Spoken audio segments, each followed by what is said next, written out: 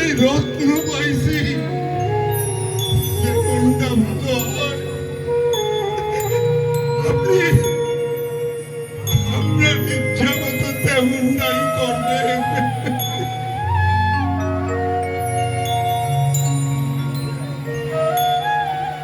অধর নিরক্ষর, কিন্তু গুরুবাক্যে তাহার অটল বিশ্বাস। গুরুদেবকে তিনি শ্রী ভগবানের অবতার বলিয়াই মনে করিতেন। গুরুদেবের দয়াতে তাহার প্রাণে ভক্তি সঞ্চারিত হইয়া সাধন পথের উচ্চস্তরে পৌঁছেছেন তিনি।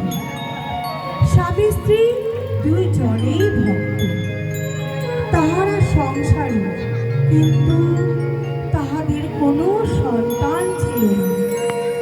হালের গরু, গাই গরু এদেরকেই তাহারা সন্তান রূপে স্নেহ যত্ন করিতেন।